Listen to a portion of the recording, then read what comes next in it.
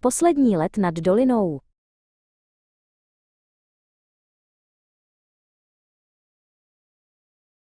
Motor BMW 801 naskočil s ohlušujícím řevem a Friedrich pocítil známé vibrace v celém těle. Letoun se rozjel po dráze a po chvíli se lehce odlepil od země. Pilot stoupal nad rybníky a lesy, které obklopovaly České Budějovice. Pod ním se míhala známá krajina, zalitá dopoledním sluncem. Friedrich se soustředil na přístroje, sledoval tlak oleje a teplotu. V tu chvíli byl pánem nebe, uzavřen v úzkém kokpitu svého stroje, který ho nesl vstříc horizontu. Dole v Nemanicích na okraji města trávila dopoledne Marie Holzapfelová. Pracovala na zahradě, slunce jí pálilo do zad a vzduchem vonila čerstvá hlína a kvetoucí bez. Náhle její klid narušil vzdálený, nepravidelný zvuk. Marie narovnala bolavá záda a zastínila si oči dlaní. Na obloze spatřila tečku, která se rychle zvětšovala.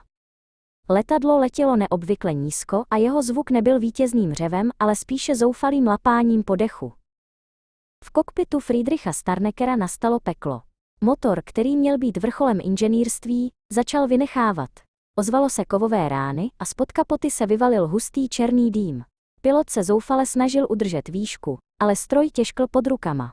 Friedrich věděl, že se nachází nad obydlenou oblastí. Před ním se rozprostíral prostor mezi Nemanicemi a Úsilným, místo zvané Na dolině.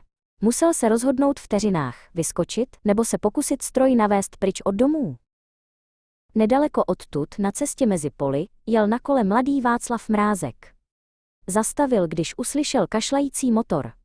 Viděl, jak se německý stíhač nebezpečně naklání na křídlo. Václav pozoroval, jak letadlo klesá níž a níž, až se zdálo, že se dotkne vrcholků stromů. Srdce mu bušilo až v krku. Cítil syrovou sílu neovladatelného stroje, který prořezával vzduch těsně nad zemí. Byl to pohled, na který Václav do smrti nezapomene, souboj člověka s padajícím železem. Friedrich Starnecker viděl, jak se země blíží děsivou rychlostí. Na dolině byla jeho poslední naděje na nouzové přistání. Zemědělské usedlosti byly blízko. Příliš blízko. Pilot se snažil přitáhnout knipl k sobě, aby zvedl nos letadla nad terénní vlnu, ale motor definitivně utichl. Poslední, co Friedrich spatřil, byla zelená tráva a hnědá pole, která se k němu řítila jako rozbouřené moře. Už nebylo cesty zpět, jen ticho před bouří. Marie Holzapfelová uviděla záblesk a pak zaslechla ránu, která otřásla zemí pod jejíma nohama. Letoun Focke-Wulf dopadl na pole na dolině. Marie instinktivně poklekla k zemi a zakryla si uši. K nebi vyrazil obrovský sloup ohně a černého dýmu. Vteřina ticha, která následovala, byla děsivější než samotný výbuch. Marie se třásla po celém těle a v duchu se modlila za neznámého letce, jehož cesta skončila tak blízko jejího domova.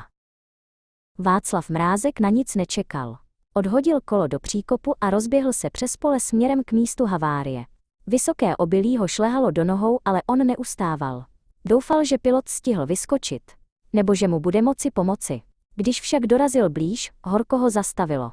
Trosky letadla byly rozesety po širokém okolí a v jejich středu zuřil požár, který nešlo uhasit. Václav tam stál, osamocený v poli, a hleděl do plamenů, které pohltily pýchu německého letectva i jeden lidský život. O několik minut později se u trosek začali scházet lidé. Marie Holzapfelová přišla pomalu, stále v šoku z toho, co viděla. Spatřila Václava, jak stojí u okraje kráteru. Společně hleděli na zohavený trup letadla. Friedrich Starnecker ve svém stroji zůstal, jeho let skončil v plamenech na dolině. Nebylo to vítězství ani porážka. Byla to tragédie jednoho muže v soukolí velké války, která se toho dne dotkla klidného koutu u Českých Budějovic. Dnes je místo na dolině tiché a klidné, stejně jako před oněmi mnoha lety. Jen historické záznamy a vzpomínky pamětníků připomínají tragický osud Friedricha Starneckera. Příběh o jeho posledním letu se stal součástí místní historie, varováním i mementem. Kdo chce dnes uctít jeho památku nebo jen pocítit dotek historie, může najít místo dopadu na těchto souřadnicích.